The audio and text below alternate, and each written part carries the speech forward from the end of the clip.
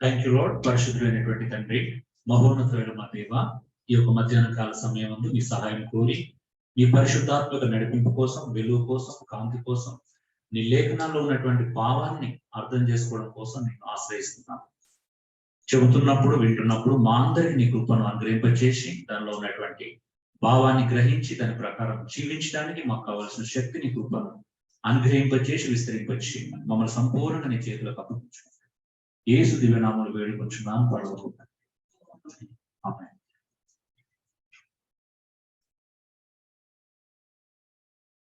Okay అండి, దేవుని నామానికి మహిమ కలుగును గాక. మనం 12 వచనాలు చదువుకున్నాం. ఈ 12 వచనాలు ఒక 7 పాయింట్స్ మనం త్వరగా చూద్దాం. సో 12:28. ఓకే, ప్రభువు దయాళుడని మీరు రుచి చూసి ఉన్న ఎడల. ఎంతమంది రుచి చూశారు ప్రభు దయాళుడని? ప్రభు మంచివాడు, ప్రభు దయాళుడని మీరు నిజంగా రుచి చూశారా? ఎంతమంది ఏమంటారు? బైబిల్ మనకు ఛాలెంజ్ ఉంది కదా, పాత నిబంధనలో యెహోవా ఉత్తముడని రుచి చూసి తెలుసుకోండి అంట. దేవుడు ఉత్తముడని ఎలా తెలుసుకోవాలంట? రుచి చూసి తెలుసుకోవాలి కదా. నేను ఎన్నడూ తినని పండు మేము మధ్యలో తింటున్నాను, తిన్నోని తెలుస్తుందా? టేస్ట్ తినడంలో కూడా తెలుస్తుందా? మీరు చూస్తున్నారు, ఎప్పుడు తినలేదు దాన్ని, నొక్కనే తింటున్నాను ఇక్కడ నిలబడి. ఇప్పుడు నేను తిని మిమ్మల్ని టేస్ట్ అడిగితే చెప్పగలుగుతారు ఎవరైనా? టేస్ట్ ఎలా ఉందని అడిగితే ఎవరైనా చెప్తారా? సో ఏదైనా కానీ రుచి చూస్తే గానీ అర్థము కాదు. మరి ప్రభువును ఎంతమంది మీరు రుచి చూశారు? ఎంతమంది టేస్ట్ చేశారు? ప్రభుతో ఎంతమందికి ఆ ఎక్స్పీరియన్స్ ఉంది? ఒక లైఫ్ లో ఒక ఫీలింగ్ అంటే అది ఉంటే నిజంగా అద్భుతంగా ఉంటది. ఈ రోజు కాకపోయినా రేపైనా వాడు ఎక్కడున్నా తిరిగి వస్తాడు దేవుని దగ్గర. ఆమేన్ కదా. దేవుని కృప చాలా అద్భుతమైనది. ఎంతమందికి ప్రాక్టికల్ ఎక్స్పీరియన్స్ ఉంది దేవునితో? రుచి చూశారు దేవునికి. ఈ ఆనందం నాకు ఎంతమంది ఆనందించారు? నిజంగా చెప్పండి. ఎంతమంది ప్రభులో ఆయన దయాలత్వాన్ని, ఆయన యొక్క కనికరాన్ని, ఆయన కరుణని ఎక్స్పీరియన్స్ అయ్యారు? అదేంటి మీతో వాళ్ళు కాలేదా? ఒక 2-3 చేతులు ఎత్తారు అంటే మీరు నడవట్లేదు అన్నాడు ప్రభుత్వం. అసలు చాలా బాధ కలిగించే విషయం కదా. పర్సనల్ ఎక్స్పీరియన్స్ అనేది దేవుడు లేకపోతే నన్ను బట్టి మీరు అది కాలేరు. ఒక వ్యక్తి ప్రోత్సాహకరంగా ఉండొచ్చు కానీ రుచి చూపించలేడు కదా. ఇప్పుడు ఎంకరేజ్ చేస్తాం, రుచి కూడా బాగుంటది అని చెప్పడం వేరు, అలా 100 సార్లు చెప్పొచ్చు కానీ దానివల్ల రుచి తెలియదు కదా. ఇప్పుడు మీకు ప్రాబ్లం ఏంటి అంటే, నేను సంవత్సరాల తరబడి బోధిస్తున్నప్పుడు ఏం చేయాలి? ప్రత్యేకంగా పర్సనల్ రుచి చూస్తేనే తెలుస్తుంది అండి. నేను బోధించడం ద్వారా మీకు రుచి తెలియదు, తెలుస్తుందా? ఎందుకంటే నేను బోధిస్తున్నప్పుడు నేను నా అనుభవం, నా రుచి చెప్తాను, కానీ మీకు తెలియదు కదా రుచి అంటే ఎలా ఉంటుంది. సో ఇక్కడ ఏం మాట్లాడుతున్నాడు? ప్రభువు దయాళుడని మీరు రుచి చూసి ఉన్న ఎడల అంటే ఒక ప్రాక్టికల్ ఎక్స్పీరియన్స్ గురించి మాట్లాడుతుంటే, ఒక ఆచరణాత్మకమైనటువంటి విషయం, ఒక అనుభవపూర్వకమైన విషయం.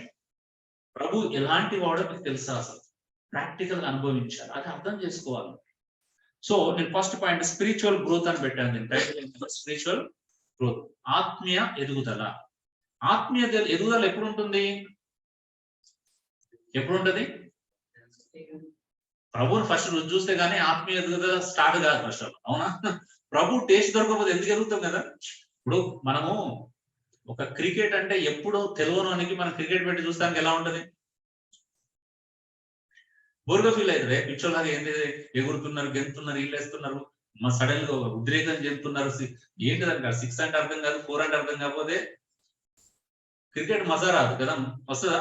మజా అనిపించదు.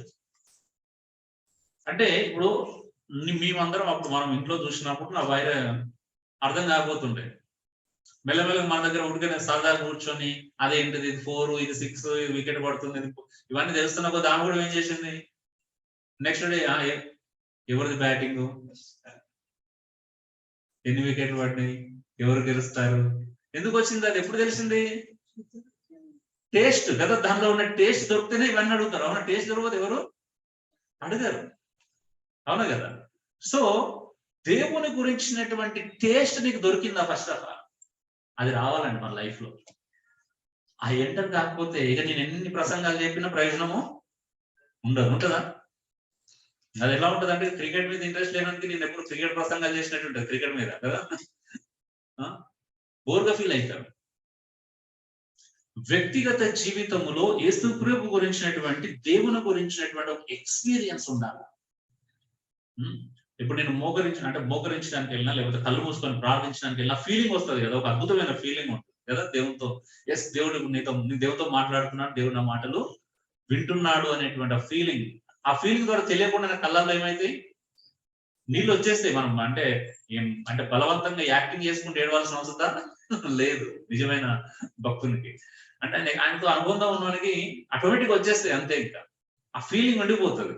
సో ప్రభు మీరు దయాళుడని ఫస్ట్ టేస్ట్ చేయండి. టేస్ట్ చేయకపోతే నేను ఎన్ని చెప్పిన ప్రయోజనం ఉండదు, రేపు ఇంకెవరు వచ్చి మాట్లాడిన ప్రయోజనం ఉండదు, రేపు మీకు ఇంకా నాకంటే బెటర్ లీడర్ వచ్చినా కూడా ప్రయోజనం ఉండదు. ఉంటుందా? అవునా కదా?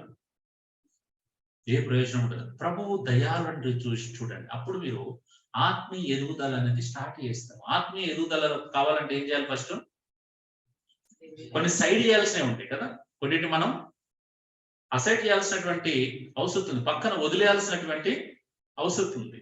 సో ఏంటి అంటే అవి సమస్త విధములైనటువంటి దుష్టత్వము. ఏముంటది మనిషి లోపల? ఏముంటదండి దుష్టత్వం? మనిషి లోపల ఉంటుందా, యానిమల్స్ లోపల ఉంటుందా? కదా, మనిషి లోపల ఉంటుంది, దుష్టత్వం ఉంటుంది. ఇంకేముంటుంది? సమస్త విధమైన కపటం కదా. కపటం ఎవరి లోపల ఉంటుంది? మనిషి లోపలే ఉంటుంది. అంటే మానవ లోపల ఏముంది? దుష్టత్వం ఉంది. మానవ లోపల ఏముంది? కపటం ఉంది, మోసం కదా, మోసం చేసే గుణం ఉంది, ఉందా లేదా కదా? అబద్ధాలు ఆడే గుణం ఉంది, మోసం చేసే గుణం ఉంది, నటించే గుణం ఉందా లేదా? వేషధారణ, సమస్త విధమైన వేషధారణ. ఒకరు వస్తే ఒక రకంగా ఉంటాం, ఇంకొకరు వస్తే ఇంకొక రకంగా ఉంటాం. ఇవన్నీ మనిషి లోపల ఉన్న లక్షణాలు. వేషధారణ వదిలేయాలంటే ఇంకేం వదిలేయాలా? అసూయ. అసూయ ఉండదు మనకి? చాలా అసూయ. మనం అసూయ పరులు. ఎవరైనా మనకంటే మంచిగా ఉంటే కొద్దిగా అసూయ పడతాం. మనకంటే అందంగా ఉంటే నచ్చదు. ఆడపిల్లలకు పక్కలను చూస్తే మంచి డ్రెస్సులు వేసుకున్నా అసూయ పుడుతుంది, లేకపోతే వీళ్ళకంటే జుట్టు ఎక్కువ పొడుగున్నా అసూయ ఉంటుంది.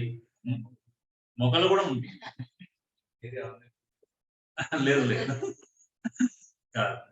సో అసూయ మొగాలు కూడా ఉంటుంది కదా, అందరికీ ఉంటుంది అసూయ. నేను మనుషుల గురించి మాట్లాడుతున్నాను అంటే వాళ్ళకి ఎగ్జాంపుల్ జుట్టు గురించి, బట్టల గురించి మనం మాట్లాడాం. మొగాళ్ళకు వేరే ఉంటాయి, రకరకాల అసూయలు ఉంటాయి. ఒకవేళ మొగాడు జాబ్ చేస్తున్నాడు అయితే వాడు పక్కోడు వీరికంటే ముందు ప్రమోషన్ వస్తే తట్టుకోలేడు, లేకపోతే ఇంకేదన్నా ఇంక్రిమెంట్ వచ్చినా తట్టుకోలేడు కదా. అక్కడ నవ్వుతూ పలకరించిన ఇంటికి వస్తే గోడలు అంటే భారంగా కూడా అరవచ్చు. వానికి వచ్చి నాకెందుకు రాలేదు అంటే అసూయ. మనిషి లోపల ఏదో కోణంలో అసూయ ఉంది. ఒకవేళ మీరు బట్టలు పెట్టినప్పుడు ఏం జరుగుతుంది? ఒకవేళ ఇద్దరిని కళ్ళ ముందు ఆటోలో ఇటు కొంచెం తేడా వస్తే పెయిన్ వస్తుంది, అవునా కదా? అన్ననే చెల్లెలకు పెట్టినానికి రాఖీలు కట్టినప్పుడు ఏదన్నా ఆ చీరలు కొంచెం కలర్ చేంజ్ అయినా ఫీలింగ్ ఉంటుందా లేదా లోపల? ఏదైతే అనుకో అంటే మనిషికి ఎంత ఘోరమైన స్వభావం అంటే మానవుని వాళ్ళు పరిశీలన చేస్తే, ఒక ఎక్స్రే తీస్తే అన్ని బయటపడిపోతాయి. అంటే మనిషిని వాక్యమే ఎక్స్రే తీస్తుంది. వాక్యం కంటే గొప్పగా ఏది మనం ఎక్స్రే తీయలేదు కదా. సో మానవ లోపల ఉండేటువంటి గుణాలు పక్కన పెట్టాలంట. అసూయ, సమస్తమైన దూషణ. అంటే తిట్టుబోతుతనం ఉంది కదా, దూషించడం. లోపలన్నా మనం లోపల ఏదో ఒకటి అనుకుంటూనే ఉంటాం. దూషించేటువంటి స్వభావం మన లోపల ఉంది. ఇంకేమన్నాడు? దూషణ మాటలు కదా. సందు దొరికితే మనం తిట్టడానికి ప్రయత్నం చేస్తాం, సందు దొరికితే ఒక మాట అనడానికి ప్రయత్నం చేస్తాం. నిజంగా లేవా ఇవన్నీ మన లోపల? ఉన్నాయా లేవా? నాకు తెలియదంటే కొత్తగా వింటున్నాను. ఫస్ట్ అవి దుష్టత్వము, కపటము, మోసము, వేషధారణ, ఈ మాటలు మాకేమీ తెలియదు. ఉన్నారు ఎవరైనా తెలియదు అనుకునే వాళ్ళు?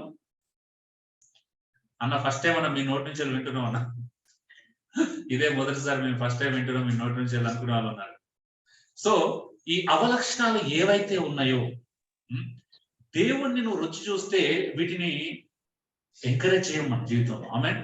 మన జీవితంలో నువ్వు యేసు ప్రభువును, దేవుణ్ణి ఎరుగుతే, ఆ తండ్రి అయిన దేవునైనా ప్రభు అయిన యేసుక్రీస్తునైనా రుచి చూసి తెలుసుకున్నావు అనుకో, వీటిని మన జీవితంలో ఎంకరేజ్ చేయం, అలవాటు చేయం. ఆ కపటం ఉండదు. ఈ రోజు ఇంతకుముందు అడిగారు కదా కళ్యాణం అని ప్రశ్న ప్రవీణ్. అంటే మనం యేసు ప్రభు రుచి చూసామా? మనం రుచి చూస్తే మనం ఎవరిని మోసం చేయాలనుకో, ఎవరిని కపటంగా ప్రదర్శించాం, ఎవరి దగ్గర మనము మోసయుక్తంగా నడుచుకోం, ఎవరి దగ్గర కూడా మనం వేషధారణని ప్రదర్శించాం. బయటకు ఒక రకంగా, లోపల ఒక రకంగా మనం ఎప్పటికీ ఉండలేము. మనసాక్షి మనల్ని గద్దిస్తుంది కదా, ఎక్కడో ఒక దగ్గర రియలైజ్ అయ్యేటువంటి పరిస్థితి ఉంటుంది. నచ్చదు అంటాం, అంటే మనం పోరాటం చేస్తాం. ఒకవేళ అది తప్పు కాకపోయినా ప్రజలకు ఇబ్బంది కలిగించేది అయితే ఏం చేస్తాం? ఏదో ఒక దగ్గర జయించి దాన్ని బయటపడాలని చూస్తా. నాకు నచ్చట్లేదు అంటే ఎవరో పర్లేదు నువ్వు ఏం కాదు అని చుట్టుపక్కల ప్రోత్సహించిన వాళ్ళ మాటలకు కొద్ది రోజులు టెంపరీగా ఫాలో అవచ్చు, కానీ పర్మనెంట్ ఎవడు నిజమైనటువంటి వ్యక్తి, నిజమైన భక్తుడు, యేసుక్రీస్తును దేవుని ఎరిగిన వాడు ఎప్పుడు దాన్ని కంటిన్యూ చేయలేదు. దాని లోపలన్నా ఫిక్స్ అవుతాడు, అంటే నువ్వు చెప్పింది నేను చేయను అని చెప్పేసి వచ్చేస్తాడు బయట.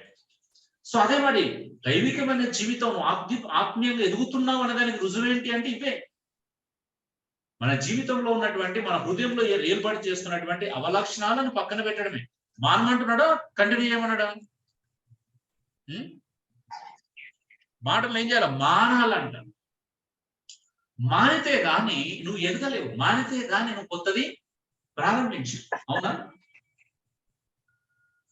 సో సమస్తము మన ఆధ్యాత్మిక ఎదుగుదలకు ఆటంకంగా ఉండే ప్రతిదానిని మానాలి. ఎదుగుదలకు కారణమైన వాటి దగ్గరికి వెళ్ళాలి. అవునా కదా? సో ఫస్ట్ మానడం నేర్చుకుందాం.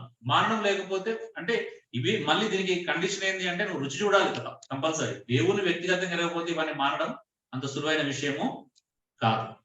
సో అందుకే దేవుణ్ణి వ్యక్తిగతంగా ఎరగండి ఫస్ట్.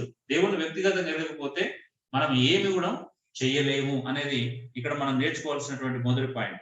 సో స్పిరిచువల్ గ్రోత్ ఎలా జరుగుతుందో చూస్తున్నాం. తర్వాత అలా ఎలా జరుగుతుంటే ఏం చేయాలి? ఆగిపోమనడా? కొంతమంది ఏం చేస్తారంటే, నేను ఇంతకుముందు ఒక ఎగ్జాంపుల్ చెప్పాను.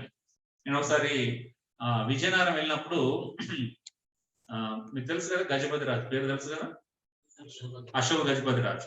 సో అశోక్ గజపతి రాజు బంగ్లా ముందుకెళ్ళి వెళ్తున్నాను నేను. నా ఫ్రెండ్ ఉన్నాడు, నాతో అన్న వాళ్ళు ఉన్నారు, కారులో వెళ్తుంటే నేను అడిగాను మనోడు ఎలాంటి వాడు అని అడిగినాను. అశోక్ గజపతి రాజు ఎలాంటి వాడు అని అడిగాను. మా ఫ్రెండ్ వెంటనే ఏమన్నాడు అని అంటే, నాతో ఉన్న అంటే అక్కడ లోకల్ అయినా అన్న చెడ్డోడైతే కాదు అన్నాడు. చెడ్డోడైతే కాదని ఒక ఫ్యూ సెకండ్స్ పాజ్ ఇచ్చి మళ్ళీ ఏమన్నాడంటే వెంటనే మంచోడు కూడా కాదన్నాను. అంటే ఎందుకు ఈ మాట మాట్లాడుతున్నట్టే, చెడ్డోడు కానంత మాత్రాన్ని మంచోడు అని అర్థము కాదు. ఎందుకు అన్నాడు అంటే నిజమే, నాకు చాలా అద్భుతమైన డెఫినేషన్ ఏంది, చెడ్డోడు కాదన్న. ఎందుకంటే చెడ్డ పనులు ఎప్పుడు చేయలేదు.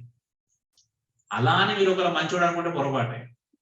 అది కూడా ఎప్పుడు చేయలేదు అని, మంచి కూడా ఎప్పుడు చేయలేదు. అంటే ఇక్కడ రెండు అర్థం కావాలి. ఇక్కడ నువ్వు మేబీ నీ వల్ల ఎవరికి ఇబ్బంది కలగకపోవచ్చు, నువ్వు ఎవరికి నష్టం కలిగించకపోవచ్చు, నువ్వు ఇలాంటి దుష్టత్వం కపటత్వం మానుండొచ్చు. దాన్ని రైట్ అనుకుంటే పొరపాటు.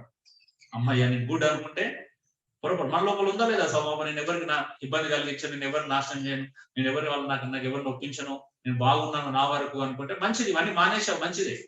కానీ అది అక్కడ సరిపోతుందా? నువ్వు చెడు చేయట్లేదు కాబట్టి నువ్వు చెడ్డవాడు కాదు, అలా అని చెప్పేసి నువ్వు మంచివాడు కూడా కాదు. ఎందుకు? మంచివాడు ఎప్పుడైతావు? మంచి చేయడం ప్రారంభిస్తేనే నువ్వు మంచివాడు అవుతావు. అలాగే నువ్వు ఆధ్యాత్మికంగా వీక్ కాకపోవచ్చు, లేకపోతే నువ్వు అంటే లోక సంబంధమైన వ్యక్తి కాకపోవచ్చు. ఎట్ ద సేమ్ టైం నేను ఏమంటానంటే, మీరు అట్లా అంటే ఆత్మ సంబంధమైన వ్యక్తులు కూడా కాదు. అది పాయింట్. మీరు లోక సంబంధమైన వ్యక్తులు కాకపోవచ్చు, లోకంతో మీరు దేనిలో కలవకపోవచ్చు, లోక సంబంధమైన వ్యక్తులతో మీరు ఎలాంటి అది పెట్టుకోకపోవచ్చు. దట్ డజంట్ మీన్ నువ్వు లోక సంబంధమైన వ్యక్తి కాకపోయినంత మాత్రాన అలాగే నువ్వు ఆత్మ సంబంధమైన వ్యక్తివి కాదు. నువ్వు శరీర సంబంధమైన వ్యక్తివి కానంత మాత్రాన ఆత్మ సంబంధమైన వ్యక్తి కూడా కాలేదు. ఎప్పుడవుతావు ఆత్మ సంబంధమైన వ్యక్తివి? ఇది మానితే కాలేదు. అవునా? అంతే కదా. ఒకటి దొంగతనం చేసినంత మాత్రాన, దొంగతనం మానేసినంత మాత్రాన ఇప్పుడు మంచోడు కాలేడు. మళ్ళీ ఏం చేయాలా?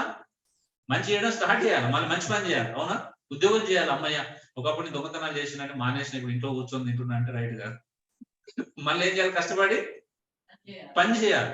సో ఇప్పుడు మన వరకు ఎలా ఉందంటే లైఫ్ లో నేను చాలా మంది క్రైస్తవులను గమనించినప్పుడు ఒకటి అర్థం అవుతుంది. పాయింట్ చాలా యాక్టివ్ ఉంటుంది మనకి. ఏం చేయాలంటే మనం కొన్ని మానేశాం, బట్ చేయాల్సింది చేయకపోతే నువ్వు కొన్ని మానేశావు కానీ చేయాల్సింది చేయట్లేదు కదా. చేయాల్సింది ఏంటిది? వృద్ధగా జన్మించిన శిశువులను పోలి నడుచుకోవాలి. మంచిదే, నువ్వు ఫ్రెండ్స్ వదిలేసావు, సినిమాలు వదిలేసావు, సిగార్లు వదిలేసావు, చెడు అలవాట్లు లేవు, నీకు సిగరెట్ అలవాటు లేదు, మంద అలవాటు లేదు, నువ్వు అక్కడే గ్రేట్ అనుకుంటావు. నీకు అబద్ధం చెప్పే అలవాటు లేదు, ఎవరికి మోసం చేసే అలవాటు లేదు, రూపాయి అది చేసే అలవాటు లేదు, మంచిది. అంత మాత్రం నువ్వు రైట్ కాదు. రైట్ ఎప్పుడవుతావు? ఇది స్టార్ట్ చేయాలా? ఏది స్టార్ట్ చేయాలా? ఏమన్నాడు అక్కడ? మాని అంతే, ఫుల్ స్టాప్ పెట్టిండా? లేఖనం చూడండి, మాని తర్వాత ఏం చేయాలి? మాని తర్వాత కొత్తగా జన్మించిన శిశువులను పోలిన వారై నడుచుకోవాలి. ఆమె మనం నడుచుకుంటున్నామా? ఇక్కడ 3 విషయాలు చూసినాం. ఒకటి, నిజంగా నువ్వు దేవుని రుచి చూస్తే చెడును విడిచిపెడతాం, చెడును మానేయాలి కదా. మనలో ఉన్న చెడును విడిచిపెట్టాలి. విడిచిపెడితే సరిపోతుందా? ఏం చేయాలి? మంచిని ప్రాక్టీస్ చేయాలి. మంచిని మీన్స్ ఏంటంటే వాక్యంలో ఎదగాలి. మరి ఎంతమంది మీరు వాక్యంలో ఎదుగుతున్నారు? పర్సనల్ లైఫ్ లో ఎంతమంది బైబిల్ సీరియస్ గా తీసుకొని చదువుతారు చెప్పండి? అమ్మయ్య, నేను ఎవరికి ఇబ్బంది కలిగించట్లేదు, నా వరకు నేను బాగుంటున్నాను అనేదాన్ని ఏమంటారు? దాన్ని బైబిల్ ప్రకారం దానికి ఒక పేరు ఉంది బైబిల్లో. అది ఏంటిది? అది సెల్ఫ్ రైచియస్నెస్ అంటారు కదా, స్వనీతి అంటాం. ఏమంటాము? స్వనీతి. మనలో తెలియకుండానే చాలా మంది స్వనీతి పెంచుకుంటున్నారు. అంటే నేను ఇది మంచి, నేను చెడు చేయట్లేదు కాబట్టి అబ్బా ఐఎమ్ గుడ్ అనుకుంటున్నాను. అంటే అది సరిపోదు. అది నా క్రైస్తవ జీవితానికి, నా ఆధ్యాత్మిక జీవితానికి అది సరిపోదు. ఎందుకంటే ఒకవేళ సిగరెట్ అయినా మందైనా శరీరానికి మాత్రం నష్టం కలిగిస్తాయి, కానీ ఈ యాటిట్యూడ్ ఇంకా ఏది డేంజర్? స్వనీతి అన్నిటికంటే ప్రమాదకరం. నేను బాగున్నాను అనుకోవడం కంటే ప్రమాదం ఈ ప్రపంచంలో మరొకటి లేదు. నేను బాగున్నాను అనుకోవడం అన్నిటికంటే ప్రమాదం. నేను చెప్పట్లేదు, బైబిల్ చెప్తుంది, నా సొంత మాట కాదు. అవునా? సో అది స్వనీతి అవుతుంది. మనం చాలా సార్లు స్వనీతి దగ్గర ఆగిపోయింది. ఎస్, నేనైతే నమ్మకంగా ఉంటున్నాను, ఎవరికన్నా కష్టం వస్తే వెళ్ళి ఆదుకుంటున్నాను, ఫైన్. మరి వాక్యంలో ఎదుగుతున్నావా? ఎదుగుతున్నావా వాక్యంలో? ఎక్కడ ఎదుగన్నాడు పేతురు?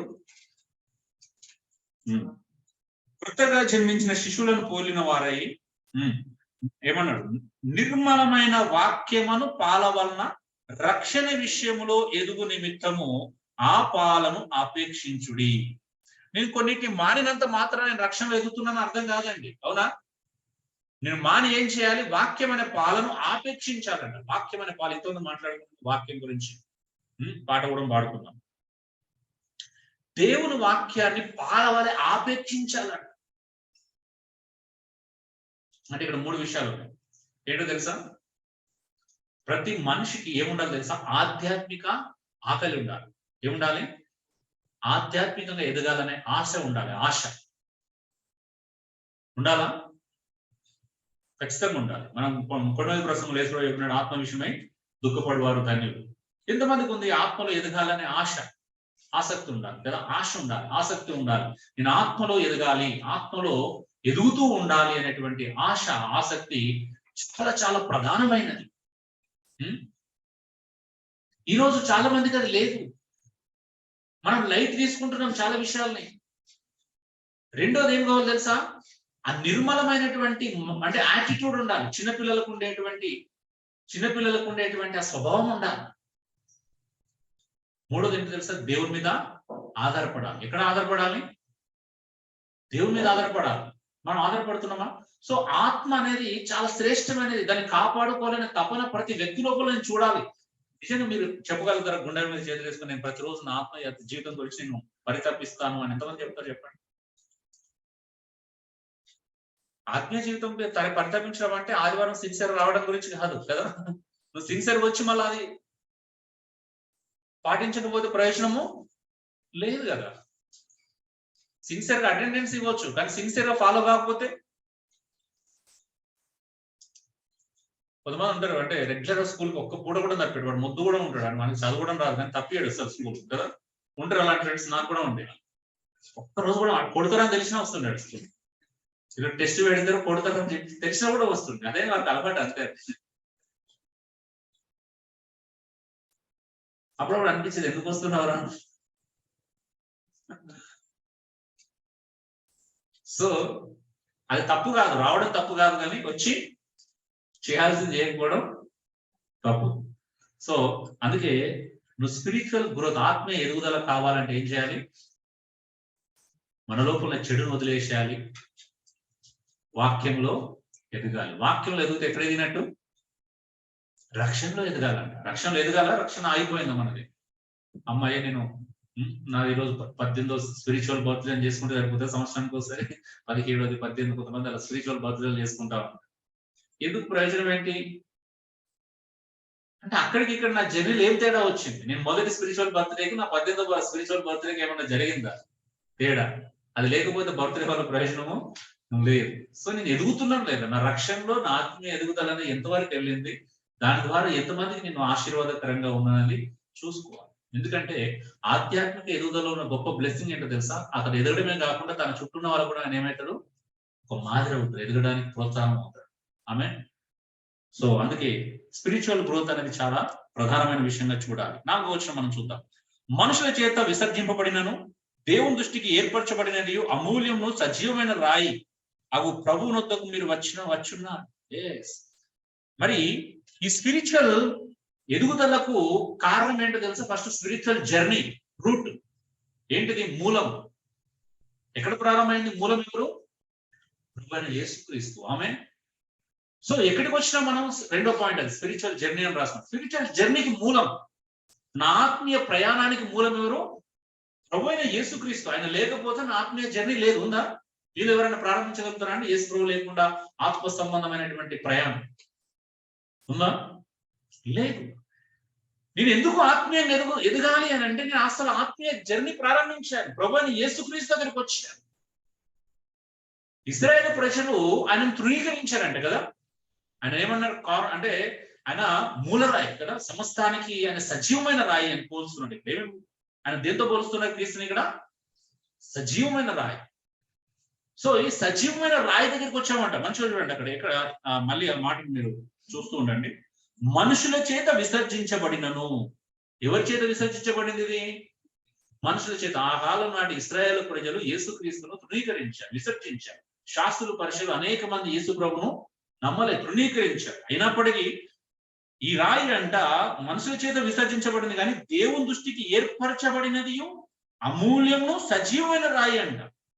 ఎవరి దృష్టికి? దేవుని దృష్టికి. ప్రభువైన యేసుక్రీస్తు అమూల్యమైన రాయితో పోల్చబడ్డాడు, సజీవమైన రాయితో పోల్చబడ్డాడు, ఏర్పరచబడిన రాయి అంట ఆయన. ఆమేన్. యేసు ప్రభును ఇక్కడ 3 రకాలుగా మనం ఒక రాయితో పోల్చబడు 3 రకాల రాయి. అమూల్యమైన రాయి, ఏర్పరచబడిన రాయి, సజీవమైన రాయితో పోలుస్తున్నాడు. మనుషులు విసర్జించిన దేవుడు ఆయనను చూజ్ చేస్తున్నాడు. అలాంటి వ్యక్తి దగ్గరికే మనం అందరం వచ్చినాం. ఆమేన్. యేసు ప్రభు ఎన్నుకున్న వ్యక్తికి కొంతమంది విసర్జించారు, కానీ మనం ఏం చేసినాం? విసర్జించకుండా ఆయన దగ్గరికి వచ్చాం. ఆ కారణంగానే మన జీవితం ప్రారంభించబడింది. ఆత్మీయ ప్రయాణం అనేది యేసుక్రీస్తు ప్రారంభించబడింది. మన తిమోతిలో చూస్తే 4వ అధ్యాయం ఏముందో తెలుసా? దైవభక్తి, మిస్టరీ ఆఫ్ ద గాస్పెల్, అసలు మిస్టరీ ఆఫ్ ద గాడ్లీనెస్ గురించి చూస్తాం కదా. దైవభక్తి యొక్క మర్మం ఏదనగా యేసుక్రీస్తు భూమికి రావడం, సశరీరుడిగా ప్రత్యక్షం అవ్వడం, మరణించడం, తిరిగి లేవడం, సమాధి చేయబడడం, దేవదూతలు కనిపించడం, అక్కడ ఉన్న అనేక మందికి తనను తాను ప్రత్యక్షపరచుకోవడం. అదే మిస్టరీ ఆఫ్ ద గాడ్లీనెస్. అంటే దైవభక్తి యొక్క మర్మం ఎవరు? ప్రభువైన యేసుక్రీస్తు కదా. ఆత్మీయ ప్రయాణానికి మూలం ఎవరు? యేసుక్రీస్తు. మన ఆత్మీయ ప్రయాణానికి కారకుడు ఎవరు? ప్రభువైన యేసుక్రీస్తు. యేసుక్రీస్తు లేకపోతే నువ్వు గాని నేను గాని ఇక్కడ కూర్చోవాల్సిన అవసరం లేదు కదా. యేసుక్రీస్తు మన ప్రయాణానికి మూల కారకుడు. మనం అందరం కలవడానికి మూల కారకుడు. ఎవరిని బట్టి కలిసామండి మనందరం? యేసు ప్రభువుని పక్కన పెడితే మన కలయికుంటుండేనా? నిజం చెప్పండి. మనం అందరం దేన్ని బట్టి కలుసుకున్నాం? కేవలం ప్రభువైన యేసుక్రీస్తు మనందరి కలయిక కారణం, మన సహవాసానికి కారణం, మనం రెగ్యులర్ కలుసుకోవడానికి కారణం, లేదా వెళ్తే అందరం ఉండాలనుకోవడానికి కారణం ఎవరు? ఆమేన్ కదా. మనం ఇక్కడ రేపు మనం ఏదైనా ఊరు వెళ్ళాలన్నా కూడా అందరం కలిసి ఉండాలని, అందరం అక్కడ ఉండాలి. ఎందుకు? దాని కారణం ఎవరంటే ప్రభువైన యేసుక్రీస్తు అండి. అందుకే స్పిరిచువల్ జర్నీ ఎక్కడి నుంచి స్టార్ట్ అయింది? మన ప్రభువైన యేసుక్రీస్తు ద్వారా మన జర్నీ స్టార్ట్ అయింది. కాబట్టి దాన్ని కాపాడుకోవడం, ఎదగడం మన యొక్క ప్రాముఖ్యమైనటువంటి బాధ్యత. 3వ పాయింట్ మనం చూద్దాం. 5వ వచనం. యేసుక్రీస్తు ద్వారా దేవునికి అనుకూలములకు ఆత్మ సంబంధమైన బలులను అర్పించుటకు పరిశుద్ధ యాజకులుగా ఉండునట్లు మీరును సజీవమైన రాళ్ల వలె నుండి ఆత్మ సంబంధమైన మందిరంగా కట్టబడుచున్నారు. ఆమేన్. మనం ఎవరు? Spiritual house hold of God కదా. మన ఆత్మ సంబంధమైన మందిరం లేదు, spiritual temple of God, spiritual house hold మనం కదా. ఆత్మ సంబంధమైన గృహము లేదు. మనం ఎవరమండి? దేవుడు అంట యేసుక్రీస్తు దగ్గరికి వచ్చినందుకు మనం ఎలా డిక్లేర్ చేశాడు? మనల్ని ఏమన్నాడు? మీరు ఆత్మ సంబంధమైన గృహము, మీరు ఆత్మ సంబంధమైన ఇల్లు, మీరు ఆత్మ సంబంధమైన మందిరం అన్నాడా, శరీర సంబంధమైన మందిరం అన్నాడు. ఇప్పుడు మన జర్నీ ఎలా స్టార్ట్ అయింది? అందుకే ఇప్పుడు మన జర్నీ ఆత్మ సంబంధమైనది. మనం ఎదగాల్సింది ఆత్మీయంగా. మనం ఎవరము, మన ఈవెన్ మందిరంతో గృహంతో పోల్చినప్పుడు దేంతో పోల్చున్నాడు? ఆత్మ సంబంధమైన గృహము. ఈ ఆత్మ సంబంధమైన గృహంలో ఎవరు యాజకులంట? మనమే యాజకులు మళ్ళీ కదా. ఈ మందిరంలో కట్టబడేది మనమే, ఆ మందిరంలో యాజకత్వం చేసేది మనమే. ఎందుకు? మళ్ళీ ఈ మందిరంలో ఏం చేయాలంట? ఆత్మ సంబంధమైన బలులు అర్పించాలి. ఆమేన్. ఏమర్పించాలి? ఆత్మ సంబంధమే అర్పించాలి. అంటే క్రైస్తవ జీవితం అంతా కూడా spiritual, physical, spiritual, economical. Spiritual అంటే నీ లైఫ్ స్పిరిచువల్ కదా, నీ జర్నీ స్పిరిచువల్ కదా, నీ ఎదుగుదల స్పిరిచువల్ గా ఉండాలి. ఈవెన్ నీ వర్క్, నీ మినిస్ట్రీ, నీ పరిచర్య కదా, నువ్వు ఇచ్చే బలి కూడా ఎలా ఉండాలి? స్పిరిచువల్ గా ఉండాలి. ఆమె నేను స్పిరిచువల్ బలి గురించి మాట్లాడినప్పుడు 2 వచనాలు మీకు ఖచ్చితంగా చూపించాలి. అవి చాలా అద్భుతమైనది, దీనికి చాలా రిలేటెడ్ ఉండే మాటలు అవి. ఒకటి రోమా పత్రిక 12:1-2 కదా. ఏంటిది? సజీవ యాగంగా మీ శరీరములను ఆయనకు సమర్పించుకోవడానికి మిమ్మల్ని వేడుకొనుచున్నాను అంటున్నాడు. ఏంటిదంట? సజీవ యాగంగా మనల్ని మనం సమర్పించుకోవడం నిజమైన బలి. ఆత్మ సంబంధమైన బలిలో మొదటి బలి ఎవరిని వేయాలి? పక్కన మనం ఫస్ట్ మనల్ని మనం ప్రభువుగా అప్పగించుకోవాలి. ఆమె మనల్ని మనం అప్పగించుకోకుండా చేసేది ఏది కూడా సరైన పరిచర్య కాదు. ఆత్మ సంబంధమైన బలులు మనం ఎలా అర్పిస్తామంటే మన ఆత్మని, మన శరీరాన్ని, సరే మన శరీరాన్ని బ్రతికుండగానే యేసుప్రభుకి ఇచ్చేయటం. ఆమె ఇది మనల్ని మనం బలించుకోవడం. రెండో అద్భుతమైన విషయం అంటే తెలుసా? ఒక్కసారి మీరు అదే రోమపత్రిక 15:15 చదవండి. 15:15 మీకు కంబైన్ ఉంటుంది. 14-15 వర్షాలు, 15-16 వర్షాలు కంబైన్ ఉంటాయి చూడండి. అయినను పరిశుద్ధపరచబడి ప్రీతికరమగునట్లు దేవుని చేత నాకు అనుగ్రహింపబడిన బట్టి అన్నజనుల నిమిత్తము యేసుక్రీస్తు పరిచారము. ఇది ఏమన్నాడు పౌలు? ఏమన్నాడు? యాజక ధర్మాన్ని జరిగిస్తున్నాడు అంట. ఎలా జరిగిస్తున్నాడు పౌలు? ఏం చేసి యాజక ధర్మాన్ని జరిగిస్తున్నాడు? సువార్త చేసి. సువార్త ద్వారా పౌలు యాజక ధర్మాన్ని జరిగిస్తూ ఆత్మ సంబంధమైన బలులను ఏం చేస్తున్నాడంట? అర్పిస్తున్నాడు దేవునికి కదా. ఏంటి ఆత్మ సంబంధమైన బలులు అంటే? ఒక నశించిన వ్యక్తిని దేవుని దగ్గర తీసుకురావడం కంటే గొప్ప బలి లేదు. ఆమేన్. అన్యజనులు అనే అర్పణ పరిశుద్ధపరచబడి ప్రీతికరమగునట్లు సువార్త విషయమైన యాజక ధర్మాన్ని జరిగిస్తుంది. ఇది అండి అసలు నిజమైనటువంటి బలి. అంటే మనం ఏమేమో అనుకుంటాము, అసలు బలి ఏంటో తెలుసా? ఫస్ట్ నిన్ను అప్పగించుకోవడం. రెండోది నీ ద్వారా ఒక్క వ్యక్తి నన్ను తీసుకొచ్చి దేవునికి పరిచయం చేయడం. ఆమె దేవునికి దూరం అంటే నమ్మినా నమ్మకపోయినా మన చుట్టూన్న మన బంధువులు, మన స్నేహితులు అందరు ఎవరి పిల్లలు? అదే దేవుని దగ్గర నుండి వచ్చిన వాళ్ళు. కానీ అందరూ నమ్మలే కదా, అందరూ దేవుని దగ్గర రాలేదు. ఇప్పుడు తప్పిపోయిన పిల్లలు మనం అందరం. నేను పెద్ద కొడుకునంటో చిన్న కొడుకునో తప్పిపోయినా నేను తల్లిదండ్రులు తెలుసుకున్న తర్వాత నాకు అక్క చెల్లెలు ఉన్నారని తెలిసింది. ఇప్పుడు వాళ్ళని కూడా ఏం చేయాలా? ఏదో అన్నద శరణాల్లో పెరిగాము, ఇప్పుడు ఏం చేయాలి?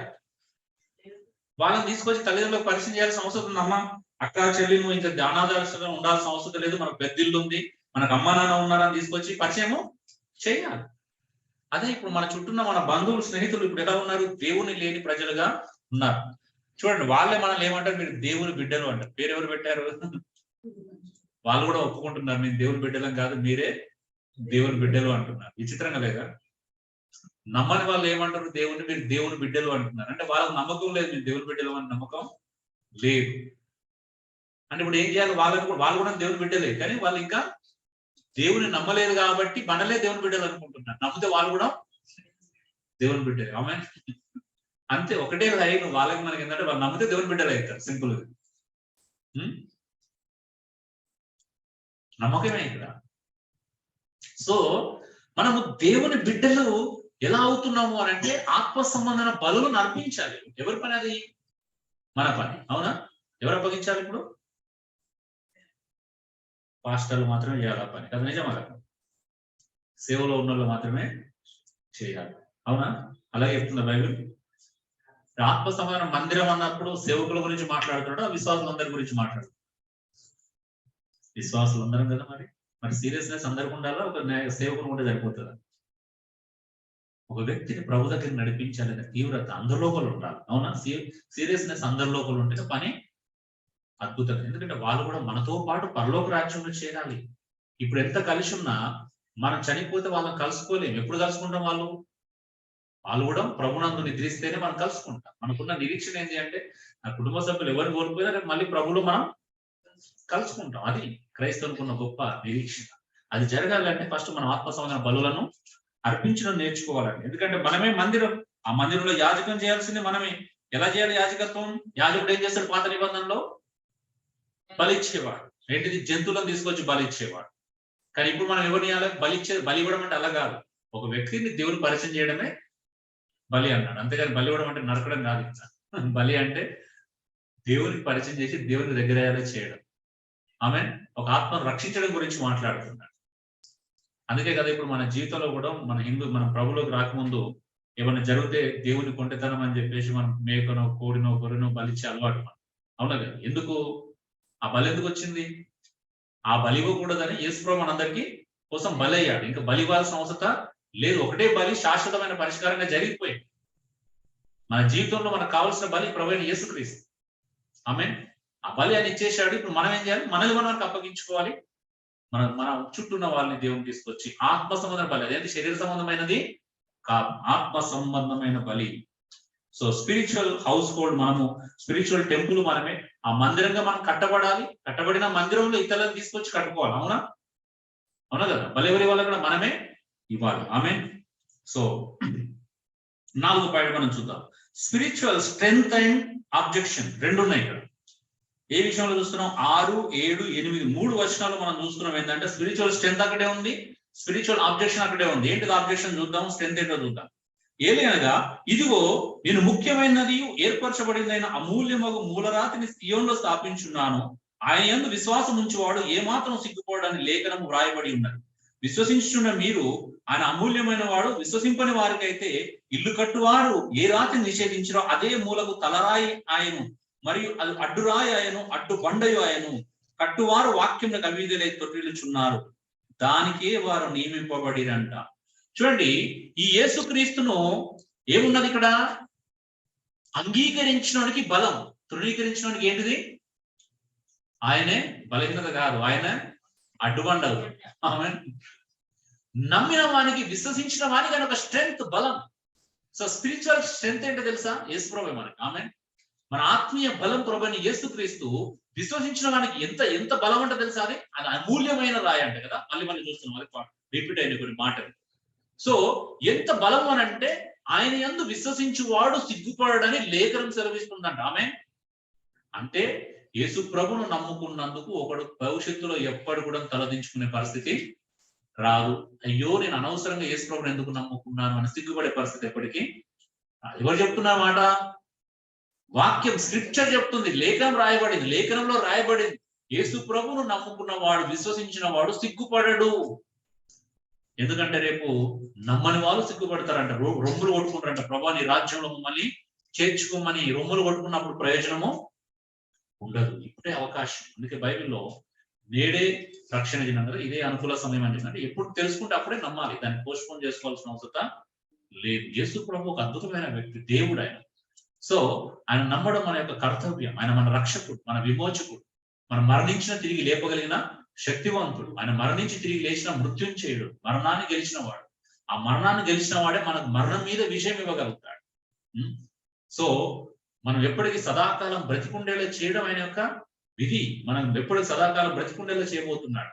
సో ఇంతకంటే గొప్పది ఏముంటో చెప్పడానికి, ఈ అమూల్యమైన రాయిని ఎవడైతే నిషేధిస్తాడో వాళ్ళకి ఏమవుతారంటే ఆయన పూలరాయి అవుతారంట. అంటే అడ్డురాయి అవుతాడు, అడ్డు బండగా మారిపోతారంట. ఆయనే అడ్డు అవుతున్నాడు. అవునా కదా? సింపుల్ గా చెప్పాలంటే ఇది ఎలాంటిది అంటే, ఇప్పుడు ఒక వ్యక్తి మరణశిక్ష విధించబడిన వ్యక్తికి మరణాన్ని తప్పించుకోవాలంటే మన చట్టంలో ఒకే ఒక అవకాశం. ఏంటిది? అది రాష్ట్రపతి క్షమాభిక్ష కదా. ప్రెసిడెంట్ క్షమాభిక్ష చేస్తేనే ఒక మరణశిక్ష విధించిన వాడు తప్పించబడతాడు. అదొకటే అవకాశం, ఇక వేరే అవకాశం లేనే లేదు. ఇప్పుడు మరణశిక్ష విధించి తప్పించగలిగిన వాడిని పక్కన పెట్టేస్తే ఎలా ఉంటుంది చెప్పండి కదా. మరణశిక్ష నుండి తప్పించగలిగిన శక్తివంతుడైనటువంటి దేశంలో ఒక రాష్ట్రపతిని పక్కన పెడితే ఎవడైనా మరణశిక్షను తప్పించుకోగలుగుతాడా? తప్పించుకోలేరు. సో అలాగే యేసుక్రీస్తు రక్షణకు కారణమైనటువంటి క్రీస్తును పక్కన పెడితే ఏమవుతాడు? ఆయనే మూలకు తలరాయి అవుతాడంట, అడ్డుబంట అవుతాడు. ఎంత ప్రమాదకరమైన విషయం ఆలోచించారు. యేసుక్రీస్తును డినై చేయడం అనేది అది మామూలు విషయం కాదండి. యేసుక్రీస్తును తృణీకరించడం అనేది చిన్న విషయము కాదు. యేసుక్రీస్తును పక్కన పెట్టడం అనేది చాలా పెద్ద విషయం. మనకు కూడా భయం ఉండాలండి. మన ప్రజలు, మన బంధువులు, మన స్నేహితులు ఏదో రకంగా ప్రభువును తెలుసుకునేలా మనం ప్రోత్సహించాలి. మన ప్రభుత్వం, మన జీవితము అవన్నీ వాళ్ళకు మాదిరికరంగా ఉండేలా చూసుకోవాలి. తర్వాత చూస్తాం అది 12వ వచనం. సో కానీ విశ్వసించిన వానికి ఎంత బలం తెలుసా? బైబిల్లో కూడా ఉంటది కదా, సిలువబడినటువంటి వార్త నశించిన వారికి వెరితనం, కానీ రక్షించబడుతున్న మనకి దేవుని యొక్క శక్తి, పవర్ ఆఫ్ గాడ్ అందులోనే ఉంది. ఆమేన్. అది నశించిపోయే వారికి వెరితనంగా ఉంటుంది. యేసుప్రభు నమ్మడం ఏంటో పిచ్చిన లాగా కదా అన్నట్టుగా ఉంటుంది. కానీ రక్షించబడుతున్న వాళ్ళకి ఏంటిది? అదే పవర్ అంటే, అదే శక్తి.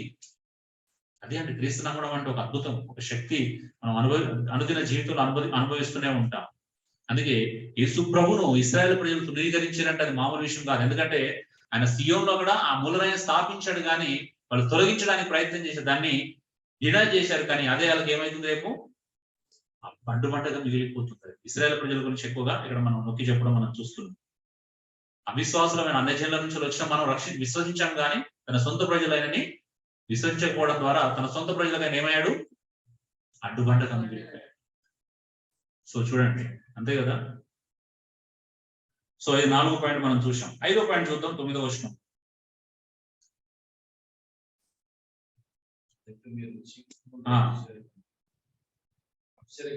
తన వెలుగులోనికి గుణాక్షములను ప్రచురం చేయ నిమిత్తము ఏర్పరచబడిన వంశము, రాజులైన యాజక సమూహము, పరిశుద్ధ జనమును, దేవుని సొత్తైన ప్రజలునై ఉన్నారండి. ఆమె ఇక్కడ మనం చూసినట్లయితే మన స్పిరిచువల్ డ్యూటీ గురించి మాట్లాడుతున్నాడు. మన ఆత్మీయ విధి లేకపోతే కర్తవ్యం కదా. మన కర్తవ్యం ఏంటో తెలుసా? ఏం చేయాలి? మన కర్తవ్యం ఆయన గుణాలను ప్రచురం చేయాలి, పబ్లిక్ చేయాలి. లేకపోతే ఏం చేయాలి? ప్రచారం అంటే ప్రచురము చేయడం అని అంటే ఏంటి? తెలియపరచాలి. ఆమె సో ఎందుకు తెలియపరచాలి? మన చీకటిలో నుండి ఆశ్చర్యకరమైన తన వెలుగులోకి పిలుచుకున్నాడు. దేవుడు ఎవరు? బైబిల్ ఏమని చెప్తుంది? నేను వెలుగై ఉన్నాను. దేవుడు వెలుగు కదా. మనం ఎక్కడ ఉన్నాం? ఇంతవరకు చీకటిలో ఉన్నాం. చీకటిలో ఉన్న వాళ్ళు ఎక్కడ తీసుకొచ్చాడు? ఇప్పుడు వెలుగులోకి తీసుకొచ్చాడు. వెలుగులోకి తీసుకొచ్చిన మనము ఇప్పుడు ఏం చేయాలి? ఆ వెలుగై ఉన్న దేవుని యొక్క గుణాతిశయములను లోకానికి తెలియపరచాలి, ప్రచురం చేయాలి. అది మన విధి. ప్రతి క్రైస్తవుని యొక్క ధర్మం, కర్తవ్యం, డ్యూటీ. మరి చేస్తున్నాం ఈ పని? మన దేవుని యొక్క గుణాతిశయములను అందరికి తెలియపరిచే విధంగా బ్రతుకుతున్నామా? ఎక్కడ రావాలా? మన జీవితం. ఆయన మంచివాడైతే మన లోపల మంచితనం కనిపించాలి. ఆయన పవిత్రుడైతే మన లోపల పవిత్రత, మనలో ఆయన పరిశుద్ధుడు కాబట్టి మన నుంచి అలా పరిశుద్ధత కనిపించాలి. ఆయన నీతివంతుడు కాబట్టి మన నుంచి అలా నీతి కనిపించాలి. అవునా? ఆయన న్యాయవంతుడు కాబట్టి మన నుంచి అలా న్యాయం కనిపించాలి. ఆయన సత్యవంతుడు కాబట్టి మనలో ఏముండాలి? సత్యం ఉండాలి. ఆమేన్. సో దేవుని యొక్క గుణాతిశయములను మన జీవితం ద్వారా ఇతరులకు వర్బల్ గా చెప్పనట్లేదు, వాస్తవం చెప్పాలి అంటే లైవ్. ఇక్కడ వర్బల్ గా చెప్పట్లేదు. వర్బల్ గా మైక్ పెట్టుకొని మా దేవుడు మంచివాడు, మా దేవుడు గొప్పోడు, మా దేవుడు సర్వోన్నతుడు, సర్వశక్తివంతుడు అని చెప్పట్లా. నోటితో చెప్పనట్లేదు, ఇక్కడ బ్రతుకు ద్వారా చూపించాలి. ఈయన దగ్గర రావడం ద్వారా నా లైఫ్ లో చేంజెస్ వచ్చినాయి, మీరు కూడా మారుతారు. ఆమె మార్పు ఒక నాంది పలకాలండి. డ్యూటీ అది, క్రైస్తవుని యొక్క విధి. కర్తవ్యం ఏంటి అంటే యేసుక్రీస్తును మనం కలిగి దేవుని యొక్క గుణాతిశయములను కలిగి జీవించడం. సో స్పిరిచువల్ డ్యూటీ అది. ఈరోజు చాలా మంది ఆ డ్యూటీ నిర్లక్ష్యం చేస్తున్నారు. ఉద్యోగం మీద ఉన్న శ్రద్ధ, ఉద్యోగం మీద ఉన్న సంపాదన మీద ఉన్న శ్రద్ధ, కెరీర్ మీద ఉన్న శ్రద్ధ, నాకు స్పిరిచువల్ డ్యూటీ కూడా ఉంది, నా జీవితం ద్వారా ఇతరులు ప్రభావితం కావాలి, ఏదో రకంగా నా స్నేహితులు, నా చుట్టూ అన్యులు ఉన్నారు, నాకు ఎంతో మంది పరిచయస్తులు ఉన్నారు. మీరు అదృష్టవంతులు ఒక రకంగా చెప్పాలి అంటే. ఎందుకో తెలుసా? మీకున్న ఆపర్చునిటీస్ నాకు ఉండవు. ఉంటాయా? ఎవరికి ఎక్కువ ఆపర్చునిటీస్ అండి? మీకన్నా మీకు ఎంతో మంది ఫ్రెండ్స్ కదా. నాకు హైదరాబాద్ మొత్తం అయితే ఒక ఫ్రెండ్ లేడు ఇప్పుడు. మీకు పరిచయస్తులు ఉంటారు, ఫ్రెండ్స్ ఉంటారు. ఎంత బర్డెన్ ఉండొచ్చు తెలుసా? మీరు వాళ్ళ మధ్యలో ఎంత జాగ్రత్తగా బ్రతకొచ్చు, వాళ్ళని ఎలాగైనా ప్రభు దగ్గర తీసుకురావాలనే తపన మీకు ఎంత ఉండాలో తెలుసా? నేను మిమ్మల్ని ఎక్విప్ చేస్తే మీరు వాళ్ళని ప్రభు దగ్గరికి నడిపించాలి. వాసన చెప్పాలి.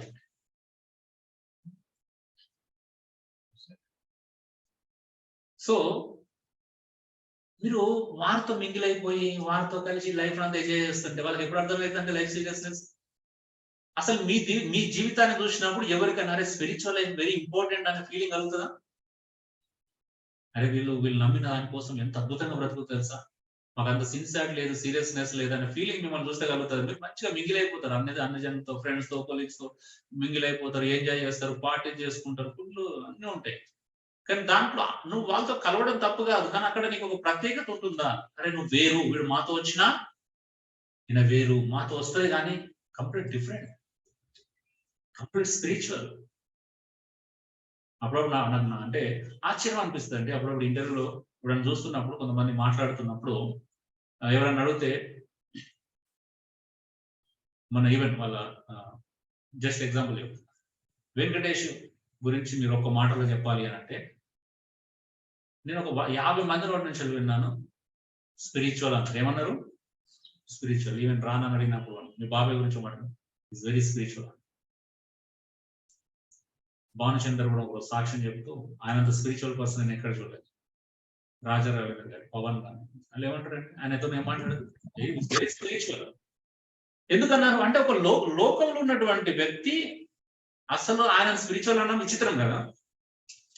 ఆయన ఉన్న సిచ్యువేషన్, ఆయన చేసే పని అంటే ఆయన భిన్నంగా చూస్తున్నారు జనాలు. అంటే అంత భిన్నంగా జీవిస్తే చూడగలుగుతారు. ఎవరైనా చూడగలుగుతారు అంటే భిన్నంగా జీవించకుండా? అంటే ఆయన నిజమైన దేవుణ్ణి నమ్మకపోయినప్పటికీ కూడా ఆయన లైఫ్ స్టైల్ స్పిరిచువల్ గా ఉంది. అవునా?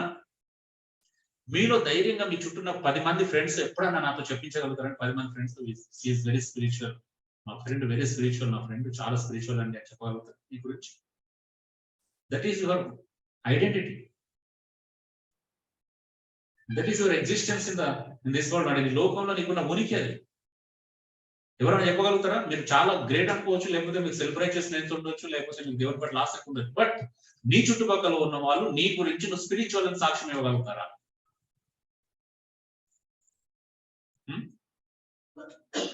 కష్టం ఉంటది కదా ఇలా మాట్లాడితే.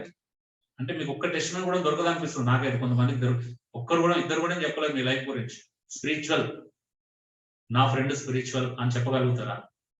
షీఈస్ వెరీ స్పిరిచువల్, లేకపోతే ఈజ్ వెరీ స్పిరిచువల్ అండి, మాతో ఉన్నా కూడా చాలా స్పిరిచువల్ గా బిహేవ్ చేసుకోవాలి ఏమంటారు అంటే కదా.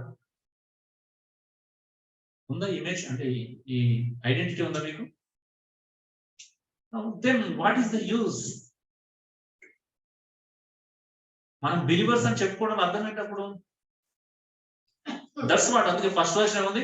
నువ్వు దేవుడు దయాళుడని రుచి చూసి ఉన్నాడలా. నాకు కనిపిస్తుంది మనకు అన్ని చోట్ల. ఆమె అడుగడుగున మన మాటలో, మన ప్రవర్తనలో, మన లైఫ్ లో అంతా కనిపిస్తుంది వీఆర్ స్పిరిచువల్ అని. మీరు ఎవరైనా చెప్పగలుగుతారా? మన చుట్టూ కొంతమందికి స్పిరిచువల్ అని మనమే ఒప్పుకోం కదా. బట్ మనం స్పిరిచువల్ మరి మనం కొంతమంది గురించి మాట్లాడుకున్నప్పుడు వాళ్ళు స్పిరిచువల్ కాదని అబ్బా అలా ఉంటారు, కానీ వాళ్ళు స్పిరిచువల్ కాదంటారు. కానీ మనం స్పిరిచువల్ మరి మన ఫ్రెండ్స్ ఒక్కరైనా చెప్తారా మన గురించి స్పిరిచువల్?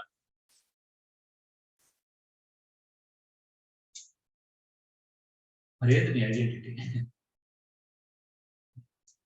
చీకటిలో నుండి ఆశ్చర్యకరమైన వెలుగులోకి వచ్చిన వ్యక్తుల్లాగానే ఉన్నామా? So we belongs to light and we belongs to light, not darkness. చీకటి సంబంధంలో కాదు, మన వెలుగు సంబంధంలో. అవునా? కాబట్టి ఏం చేయాలి? ఆ వెలుగును ప్రకాశింపనివ్వాలి. మన జీవితాల ద్వారా ఆ వెలుగు తెలియాలి జనాలకి. మనకున్న ప్రయారిటీస్ కూడా చెప్తాయి, మన బంధువులు తెలుసు, అమ్మ మా అన్నయ్య చాలా స్పిరిచువల్ అంటే సండే ప్రాణం పోయినా ఏ ఫంక్షన్ ఉన్నా మా దగ్గరికి రాడు.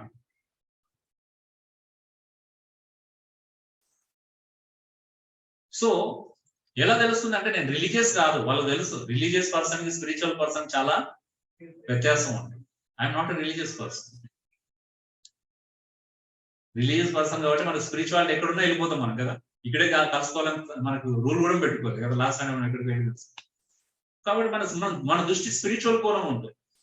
సో ఎక్కడున్నా ఎదగాలి, క్షేమాభివృద్ధి కలిగించుకోవాలి. So that is your duty. Spiritual duty చేస్తున్నారా? ఆయన గుణాంశాలను తెలియపరుస్తున్నారా? చెప్పండి. ఎందుకంటే మీరు అది తెలియపరచానికంటే మీరు ఏర్పరచబడిన వంశం, రాజులైన యాజక సమూహం, పరిశుద్ధ జనము. You are holy people. Not world people అండి. నీ ఐడెంటిటీ ఏం తెలుసా? Holy people. దేవుడిని పరిశుద్ధ జనం అంటున్నాడు. నువ్వేమో వరల్డ్ పీపుల్ గా బ్రతుకుతున్నావు. నువ్వు లోక సంబంధమైన ప్రజగా ఉంటున్నావు.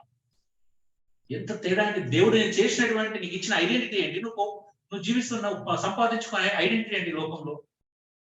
దేవునికి ఇచ్చిన ఐడెంటిటీ స్పిరిచువల్ ఐడెంటిటీ. నువ్వు పరిశుద్ధ జనం, దేవుని సొత్తైన ప్రజలు. మీరు ఎవరి సొత్తు?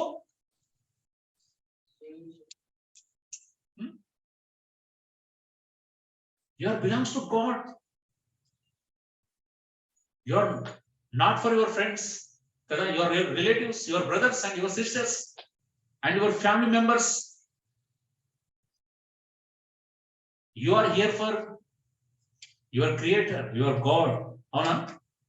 నువ్వు ఇక్కడ ఉన్నది నీ దేవుని కోసం, నీ ప్రజల, నీ బంధువుల కోసం, నీ స్నేహితుల కోసం కాదు. వాళ్ళ బాధ్యతలు మనం వాళ్ళు నిర్వర్తిస్తాం. నేను బాధ్యతల గురించి మాట్లాడట్లేదు. బట్ వాళ్ళు ఏం చేస్తే దాన్ని తలాడించడానికి మనము వాళ్ళకు సంబంధించిన వ్యక్తులం కాదు. You are belong to God. నీ మీద సర్వ హక్కులు ఎవరివి? దేవుడివి. అందుకే నేను ఎంకరేజ్ చేయను. నా జీవితంలో ఆధ్యాత్మిక జీవితాన్ని పాడు చేసేయడం ఎవరు తలదూర్చినా నేను యాక్సెప్ట్ చేయను. కానీ మీరు యాక్సెప్ట్ చేసే స్థాయిలో ఉన్నారు. ఇది కాదు అక్కడ నుండి బయటికి రావాలి.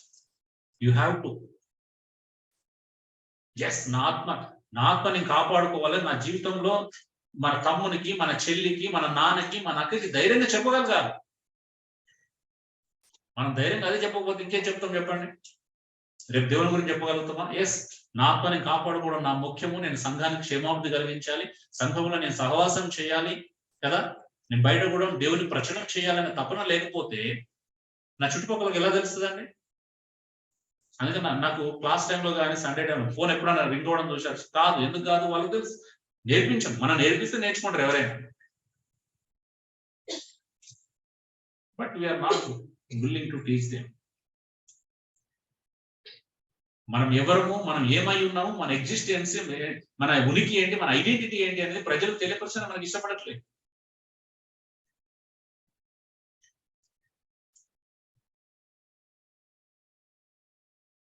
ఎందుకంటే నీ ఆత్మీయ ఎదుగుదలకి ఒకే ఒక అవకాశం ఉంది. నువ్వు డైలీ లైఫ్ లో నువ్వు ప్రార్థన చేసుకో, బైబిల్ చదువుకో, దేవుని గురించినటువంటి మెడిటేషన్ చేయము.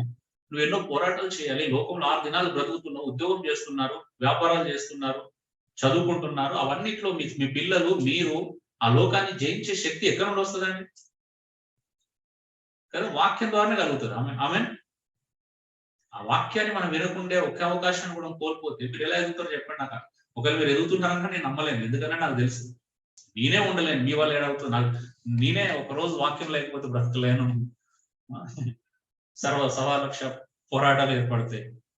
అలాంటిది మీరు బ్రతుకుతున్నారు అంటే ఎలా? How can? దేవుణ్ణి మరి దయచేసి చెప్తున్నాను, దేవుణ్ణి మీరు తక్కువ చేయకండి దయచేసి.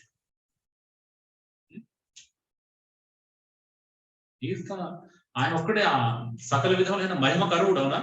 సకల విధ ఘనత కరువుడు, ఘనత పాత్రుడు. నీ జీవితంలో ఆయన ఎక్కువ ప్రాధాన్యత ఇచ్చి మొదటి స్థానం ఆయనకి ఇవ్వకపోతే, అన్నిటికంటే ఆయన ప్రయారిటీగా నువ్వు పెట్టుకోకపోతే what is the use?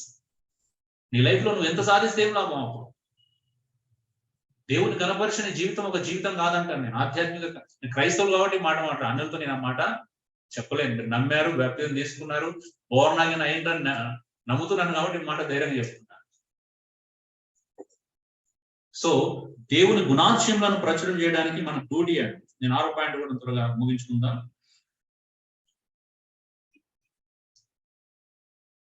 So ఒకప్పుడు ప్రజగా ఉండగా ఇప్పుడు దేవుని ప్రజలైతిరి. ఒకప్పుడు కనికరపడగా ఇప్పుడు కనికరింపబడిన వారైతిరి. వీళ్ళారా, మీరు పరదేశంలోని యాత్రికులై ఉన్నారు కనుక ఆత్మకు విరోధంగా పోరాడు శరీరాశలను విసర్జించండి. ఏంటో తెలుసా? స్పిరిచువల్ వార్ఫేర్ ఉందా మీ లైఫ్ లో? ఆత్మీయ పోరాటం కదా, ఆత్మీయ యుద్ధరంగం చేస్తున్నావా? యుద్ధరంగంలో ఉన్నాం. అవునా? ఎఫెస్ పత్రిక 6 కూడా చూస్తాం కదా. మన భూమి మీద పోరాటం చేయాల్సిన చాలా ఉన్నాయి. నువ్వే అందరితో కలిసిపోతే ఇంకా ప్రయోజనం ఏంటి? నీకున్న ప్రత్యేకత ఏంటి? నీకు ఐడెంటిటీ ఎక్కడ ఉంది? నీకు దేవుళ్ళలోని ఐడెంటిటీ కోల్పోకూడదండి. దేవుడు ఏమంటాడు చూడండి, పాస్ట్ అండ్ ప్రెసెంట్ గురించి మాట్లాడుతున్న 10వ వచనం. ఒకప్పుడు ప్రజగా ఉండక, ఒకప్పుడు మనం దేవుని ప్రజలమా కాదు, కానీ ఇప్పుడు దేవుని ప్రజలం. ప్రెసెంట్ నీ ఐడెంటిటీని గుర్తించు. ఒకప్పుడు వ్యక్తులాగా బ్రతకొద్దు. ఒకప్పుడు నువ్వు దేవుని ప్రజలం కాదు, కానీ ఇప్పుడు దేవుని ప్రజలం. మనం వీఆర్ బిలాంగ్స్ టు గాడ్.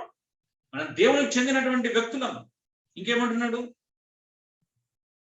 ఒకప్పుడు కనికరింపబడదు, ఇప్పుడు కనికరింపబడిన వారైతే. ఒకప్పుడు మనకు కనికరం లేదు, మనం కనికరింపబడలే, రక్షించబడలేదు, దేవుని యొక్క కృపను మనము చూడలే. కానీ ఇప్పుడు దేవుని కృపను మన జీవితంలో చూసాం, రక్షించబడ్డాం. ఆమేన్. మనం రక్షించబడినట్టుగా జీవించాలి, మనం రక్షణ పొందిన వ్యక్తులుగానే బ్రతకాలి. సో మనం సీరియస్ విషయాలని చాలా సిల్లీగా తీసుకుంటే నాకు అప్పుడు పెయిన్ వస్తుంటది. ఎందుకనంటే స్పిరిచువల్ లైఫ్ ఎలా లీడ్ చేస్తాం మనం? మనకుండే అవకాశాలు చాలా తక్కువ. అవునా? ఏ అవకాశాలు ఎక్కువ ఉన్నాయి చెప్పండి? మనకున్న టెంప్టేషన్స్ ఎక్కువ ఉన్నాయా? మనకున్న స్పిరిచువల్ లైఫ్ కి తగిన అనుకూలత ఎక్కువ ఉన్నాయి మనకి? ఆధ్యాత్మిక జీవితంలో మనం అభివృద్ధి చెందడానికి అనుకూలతలు ఎక్కువ ఉన్నాయా, ప్రతికూలతలు ఎక్కువ ఉన్నాయా మనకి? నిజం చెప్పండి. ఓకే, మేబీ మీకు అనుకూలతలు ఎక్కువ ఉండొచ్చు, బట్ నాకైతే ప్రతికూలతలు ఎక్కువ ఉన్నాయి. సో కాబట్టి ఇప్పుడు ఏం చేయమన్నాడు? కాబట్టి ప్రియులారా, మీరు పరదేశులను యాత్రికులునై ఉన్నారు గనక ఆత్మకు విరోధంగా పోరాడు శరీరాశలను విసర్జించండి. ఏంటిదంట? మనం ఎవరమండి భూమి మీద? ఫారినర్స్, మనం అందరం స్ట్రేంజర్స్. మరి మనం ఎలా బ్రతుకుతున్నాం భూమి మీద? మనం కేవలం యాత్రికులం పరదేశం. పేతురు చెప్పాడా? పౌలు కూడా చెప్పాడు. ఫిలిప్పీ రాసిన పత్రిక 2వ అధ్యాయం చివరి వచనం కదా, 3వ అధ్యాయం చెప్పాడు. సరే, 3వ అధ్యాయం చివరి వచనం చూస్తాం. మనం కేవలం యాత్రికులం, పరదేశులం. కాబట్టి భూమి మీద మనం ఫారినర్స్ గానే బ్రతకాలి, స్ట్రేంజర్స్ గానే ఉండాలి. కాబట్టి నువ్వు ఫారినర్ గా, స్ట్రేంజర్ గా బ్రతకలేదు అనుకుంటే నీ శరీరాశలు పెరుగుతాయి, నీ జీవితంలో పెరుగుతాయి, తగ్గుతాయా? సో అందుకేం చేయాలి? ఇప్పుడు శరీరాశను విసర్జించాలి. ఆత్మకు విరోధంగా పోరాడే ప్రతి శరీరాశను విసర్జించి. గలతీ పత్రిక 5వ అధ్యాయం మనం 19-20 వచనాలు చూస్తాం కదా. శరీర కార్యములు స్పష్టమై ఉన్నాయి. ఏంటి అంటే అవి? అసూయ, ద్వేషము, కలహము, మత్సరము, క్రోధము, కోపము, కామతురత, ఆశలు, కోరికలు, ఇవన్నీ శరీరాశలే. అవునా? శరీరాన్ని సుఖపెట్టుకోవాలన్న ప్రతి ఆశ శరీరాశ. అవునా? శరీర సంబంధమైనంత ప్రతిదీ శరీర సంబంధమైనది.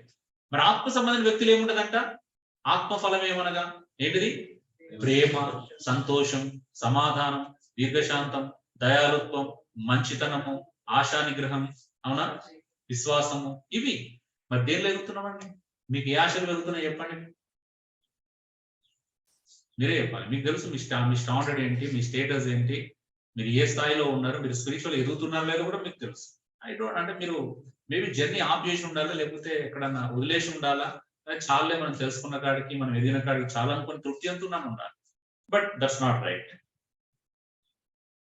రోజు మిమ్మల్ని ఏం చేస్తారు?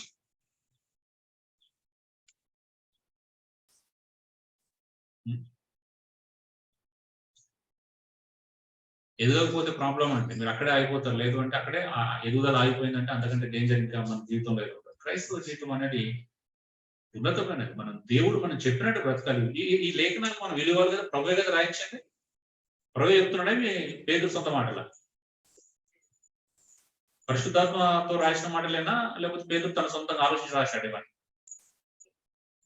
మరి సీరియస్ గా తీసుకోవాల్సిన విషయాలా, లైట్ గా తీసుకోవాల్సిన విషయాలా? సో స్పిరిచువల్ వార్ఫేర్ లో ఉన్నామండి మనం అందరం. ఆత్మీయ యుద్ధ రంగంలో ఉన్నాం మనం కదా. మనం పోరాడేది ఎవరితోనంట? శరీరంలోతో కాదు, దురాత్మల సమూహంతో కదా. ఆకాశ మండలంలో ఉన్నటువంటి వ్యక్తులతో మనం పోరాడుతున్నాం.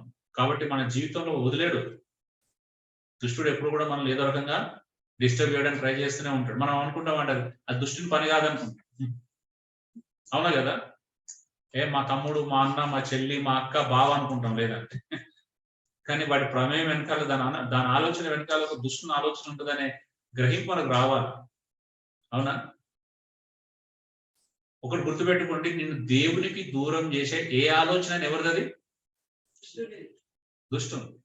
అది తల్లి రూపకంగా రావచ్చు, తండ్రి రూపకంగా రావచ్చు, అన్న రూపకంగా రావచ్చు, చెల్లి రూపకంగా రావచ్చు, ఉద్యోగ రూపకంగా రావచ్చు, పార్టీ రూపకంగా రావచ్చు, ఫంక్షన్ రూపకంగా రావచ్చు. అవునా కదా? రూపం ఏదైనా దాని వెనకాల అయితే కారణం.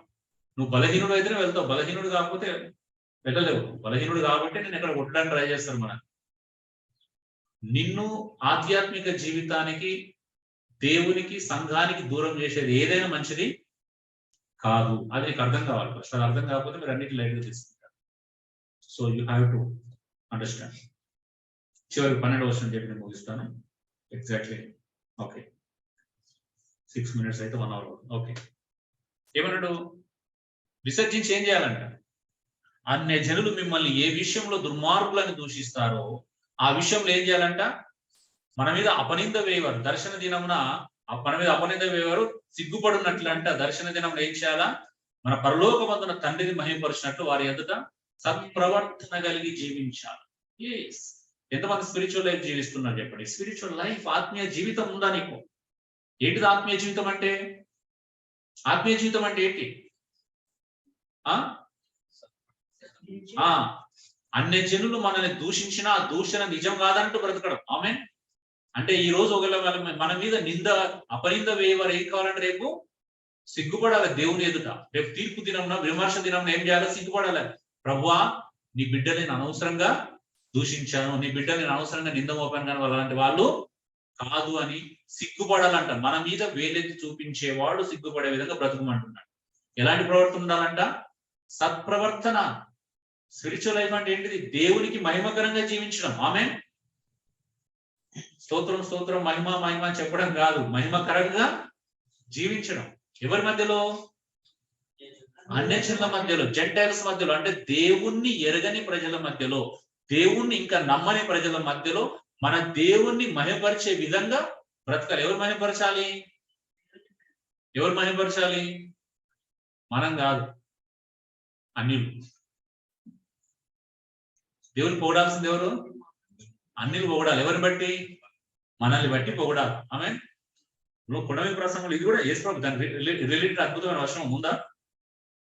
పరలోకమందున్న తండ్రిని వారు మహిమపరిచినట్టు వీరు వారి ఎదుట మీ వెలుగుని ప్రకాశింపని. ఎవరు మహిమపరచాలి? అక్కడ కూడా అన్యులు. ఎవరిని? దేవుని. ఎవరి ద్వారా? మనల్ని బట్టి, మన ద్వారా. ఆమేన్. ఎవరిని బట్టి? అక్కడ కూడా అదే 13-14 నుంచి ఎక్కడ స్టార్ట్ అయింది? మీరు లోకానికి ఉప్పు అయి ఉన్నారు, లోకానికి వెలుగై ఉన్నారు. మరి వెలుగు ఎక్కడ? ప్రకాశింపనివ్వాలి సమాజం. ఆమేన్. నేను వెలుగు సంబంధిని అనేది నీ చుట్టుపక్కల తెలియాలి. మేము ఈ లోక సంబంధులం కాదు, వెలుగు సంబంధులం అని మన చుట్టుపక్కల వారికి తెలియాలి. అప్పుడు ఏం చేస్తారు వాళ్ళు? దేవుని గ్రేట్ అబ్బాయి ఇలా బ్రతకడం మా వల్ల, నిజంగా మీ దేవుడు గొప్పోడు, మా మధ్యలో బ్రతుకుతూ కూడా ఇలా ఉన్నారు అంటే అది మామూలు విషయము అంటే. చూడండి, ఇక్కడ కూడా 12వ వచనం అదే చెప్తున్నాడు. అన్య జనులు మనల్ని ఏ విషయంలో దుర్మార్గులను దూషిస్తారో ఆ విషయంలో ఏం చేయాలా? తీర్పు దినములో మన మీద అపనింద వేయవారు సిగ్గుపడే విధంగా బ్రతకాలి. ఇది స్పిరిచువల్ లైఫ్ అంటే. తద్వారా ఏం కావాలి? దేవునికి మహిమ కలగాలి, దేవుణ్ణి గణపరచబడాలి. అంటే నా లైఫ్ లో నాకు ఉండే గురి ఏంటంటే నా ద్వారా దేవుని నామానికి అవమానం ఎక్కడ కలగకూడదు. కానీ నేను సిద్ధపడి ఉండాలి.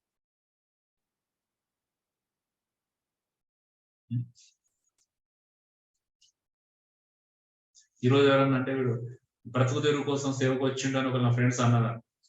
అది నిందా? ఏం కావాలా? అది నిజం కదా? అదే అనవసరంగా నేను మా ఫ్రెండ్ని అవమానించామని దేవుని ఎదుటలో సిగ్గుపడే విధంగానే బ్రతకాలి. ఆమె మనకు తెలుసు అంటే మన లైఫ్ ఎలా బ్రతుకుతున్నా, ఎందుకోసం బ్రతుకున్నా బయట వాళ్ళకి అర్థం కాదు కదా.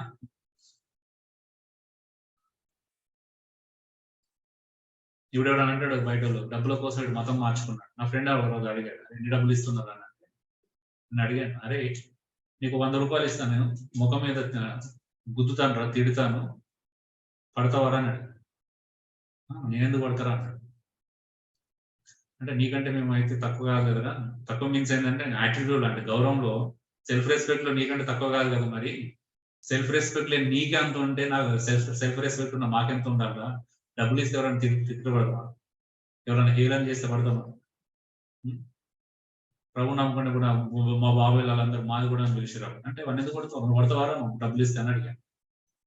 నేనెందుకు పడతారా అంటే సెల్ఫ్ రెస్పెక్ట్ లేని నీకే అంత రోషం ఉంటే సెల్ఫ్ రెస్పెక్ట్ ఎవరైనా మాకెంత ఉండదురా అని అడిగాను. ఇంకెప్పుడు మాట్లాడాలి అంటే మనం అనుకుంటాం ఈజీ అనుకోండి. అంటే ఎవడైనా మన మీద అప్పనింద వాడు సిగ్గుపడే విధంగానే ఉండాలి. ఎవరు మనకు డబ్బులు ఇవ్వరండి, మనమే ఇవ్వాలి. ఎవరి కోసం డబ్బులు ఇవ్వడం అంటే ఎవరికి ఇస్తాం? మనం ఎవరి కోసం ఎవరు బ్రతకడం. ఆమె సో క్రైస్తవ జీవితం చాలా ఉన్నతమైన 7 విషయాలు చూసాం కదా. స్పిరిచువల్ గ్రోత్, ఆత్మీయ ఎదుగుదల, స్పిరిచువల్ జర్నీ, యేసుక్రీస్తు దగ్గరికి వచ్చి స్పిరిచువల్ జర్నీ మనం ప్రారంభించాం. మూడోది spiritual house hold of God మనం కదా, స్పిరిచువల్ టెంపుల్ ఆఫ్ గాడ్, మనమే ఆత్మ సంబంధమైన మందిరంగా కట్టబడాలి. స్పిరిచువల్ నెక్స్ట్ ఏం చూసాం, స్ట్రెంగ్త్ అండ్ అబ్జెక్షన్ చూసాం. ఏంటి స్ట్రెంగ్త్? యేసు ప్రభువును విశ్వసించడం మన బలం. ఆయన యందు విశ్వసించేవాడు ఎప్పుడు కూడా సిగ్గుపడండి. యేసు ప్రభు నమ్మినందుకు ఎవడు సిగ్గుపడాడు? ఇంతకంటే ధైర్యం ఏం కావాలి చెప్పండి ఒక క్రీస్తు నమ్మిన వాడిని. ఆమె నాకు సిగ్గుపడాల్సిన అవసరం ఎప్పటికీ రాదు. ఒకవేళ నాకు డబ్బు లేదు, ఇల్లు లేదు అని ఎవరైనా అవహేళన చేస్తున్న దానివల్ల వచ్చే నష్టం నాకేమీ లేదు, వాళ్ళకు ఉన్నంత మాత్రం వచ్చే లాభం ఏమీ లేదు. సో స్పిరిచువల్ తర్వాత ఏం చూసినాం, స్పిరిచువల్ వార్ఫేర్ కదా, స్పిరిచువల్ డ్యూటీ చూసినాం, మన విధి కర్తవ్యం, సువార్తను ప్రకటించడం, ఆత్మ సంబంధమైన బలులు అర్పించడం. తర్వాత స్పిరిచువల్ వార్ఫేర్. సో ఈ లోకంలో దేవుడు మనల్ని తన ప్రజగా చేసుకున్నాడు, మనల్ని కనికరించాడు. కాబట్టి ఇప్పుడు ఏం చేయాలి? శరీరాశను ప్రతిదాన్ని విసర్జించాలి. ఆత్మకు విరోధంగా పోరాటం చేసి ప్రతి శరీరాశను వదులుకోవాలి, లేకపోతే అర్థమే ఉండదు. చివరికి ఏం చూసినాం, స్పిరిచువల్ లైఫ్. అప్పుడే నువ్వు స్పిరిచువల్ లైఫ్ లీడ్ చేయగలుగుతావు. ఆధ్యాత్మిక స్పిరిచువల్ లైఫ్ లో ఖచ్చితంగా దేవుని మహిమకరంగా జీవించాలి.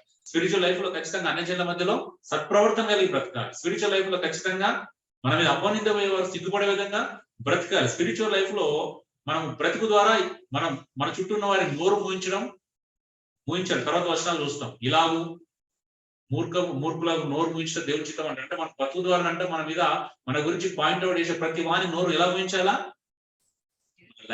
మన లైఫ్ స్టైల్ ద్వారా. ఆమేన్. సో ఇది అండి అద్భుతమైన జీవితం. ఇంత అద్భుతమైన జీవితం నీకు అనుగ్రహించబడింది. దీన్ని నువ్వు నిర్లక్ష్యం చేస్తే మంచిది కాదు. నీ రక్షణలో నువ్వు ఎదగాలి. స్పిరిచువల్ గ్రోత్ అనేది జరగాలి ప్రతిరోజు. నేను మొదట అడిగిన ప్రశ్నకు ఎవరు జవాబు చెప్పడం నాకు ఆశ్చర్యం అనిపించింది. యేసు ప్రభువుని ఎంతమంది దేవుణ్ణి దయాళుడు అంత చూశారంటే మీ పర్సనల్ ఎక్స్పీరియన్స్ లో క్రీస్తు లేడు. ఏదో మీరు నీ నమ్మారా, మరి మనం మారారా, మన అమ్మ నాన్న మారారంటే అది అర్థం లేని విషయం. అవునా? ఎవరు నమ్మినా వారిని బట్టి మనం నమ్ముకోవచ్చు. కానీ అందరికీ ఏముండాలి? వ్యక్తిగత జీవితంలో దేవుని నువ్వు చూసిన అనుభవం ఉండాలి. ఆమేన్. వ్యక్తిగతంగా నువ్వు దేవుని స్తుతించాలి. ప్రభా, నువ్వు లేకపోతే నేను బ్రతకలేను, నేను ఈ రోజు వరకు ఏమైతున్నానో అది కేవలం నీ కృప, నీ దయ వల్ల అయ్యున్న ఆలోచన ఉందా మీకు? అది వచ్చిందా? ఎక్స్పీరియన్స్ వచ్చిందా? రాలేదు అంటే మీ జర్నీ ఇంకా అర్థం కాలేదు. మీకు దేవుతో అనుబంధం లేదని. ఒక్కసారి మోకరించి దేవుతో గడపడం నేర్చుకోండి, ప్రభుత్వం మాట్లాడడం నేర్చుకోండి. ఆ ఎక్స్పీరియన్స్ వస్తుంది. అబ్బాయి ఇంత అద్భుతంగా ఉంటుంది ప్రభుత్వం మాట్లాడితే. మీరు గుంపుగా ప్రార్థన చేస్తున్నారు, ఫైన్, కానీ దానివల్ల మీకు ఆ ఎక్స్పీరియన్స్ రాదు. ఎక్కడ వస్తుంది? పర్సనల్ గా వస్తుంది. అవునా? గుంపుగా చేస్తే ఎలా ఉంటుంది అంటే అందరితో పాటు జనగణమన వాడినట్టే ఉంటుంది. సింగిల్ వాడమంటే ఎవరు వాడరు మళ్ళీ. అవునా? వాడతారా? ఎంతవరకు వాడతారు చెప్పండి. మీరు గుంపుగా మీరు ఒకవేళ ప్రార్థన చేస్తారంటే అందరితో పాటు చేస్తారు, కానీ దానివల్ల మీకు యేసు ప్రభువుతో పర్సనల్ ఎక్స్పీరియన్స్ దొరకదు. మీరు చేస్తుంది విజ్ఞాపన ప్రార్థన మర్చిపోకూడదు. అవునా? మరి పర్సనల్ ఎక్స్పీరియన్స్ ఎక్కడ వస్తుంది? వ్యక్తిగతంగా దేవునితో గడుపుతూ వస్తుంది, వ్యక్తిగతంగా దేవునితో టైం స్పెండ్ చేస్తుంది, వ్యక్తిగతంగా నువ్వు దేవునితో మాట్లాడాలి. అది మీరు నేర్చుకోవాల్సింది.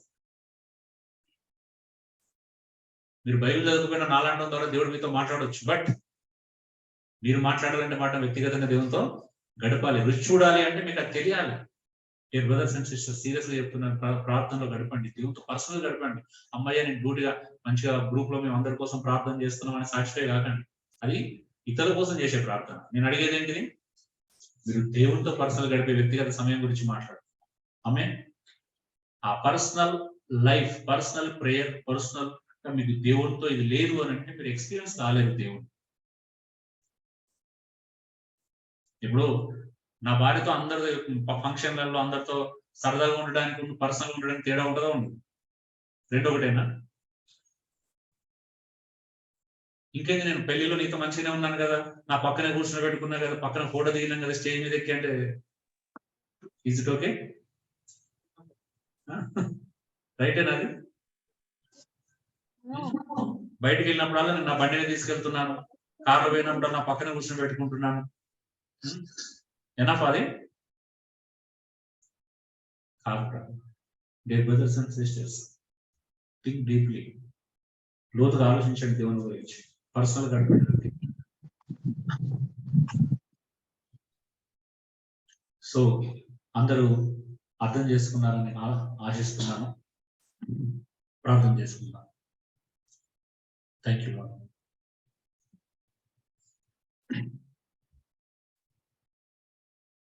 నా పాప స్వభావం తొలగించుమయ్యా నీ మంచి ప్రేమ మాకీయుమా